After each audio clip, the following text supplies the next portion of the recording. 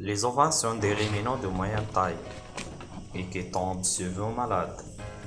Un éleveur qui maîtrise son élevage doit impérativement établir un bon programme de prophylaxie en collaborant avec un vétérinaire.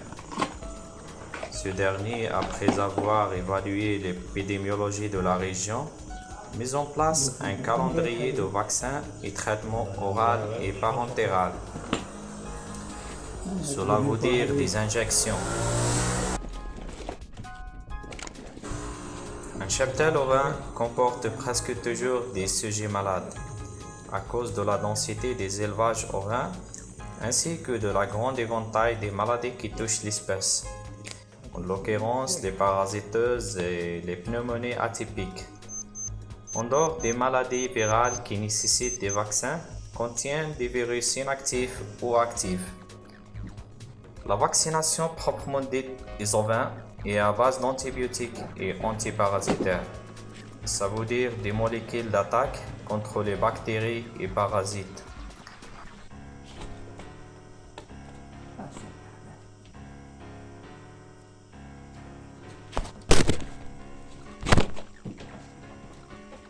Donc, on traite, on n'immunise pas, malgré la rémanence de certains traitements qui, après avoir injecté à l'animal, éradiquent la maladie en cause et lui offrent une protection éphémère.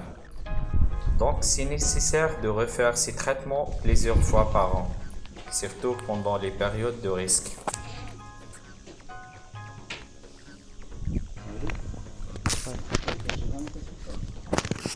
Dans notre région, on a presque les mêmes maladies qui se répètent au fil des années.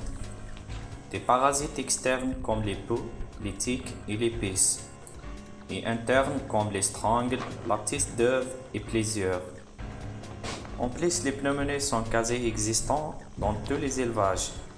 On a des fois des séquences de toux, fièvre et mortalité des agneaux, surtout pendant la période estivale, due à la petite ver qui s'immerge dans la cavité nasale et qui s'appelle ostrose, et à ses complications, les pneumonies à mycoplasma.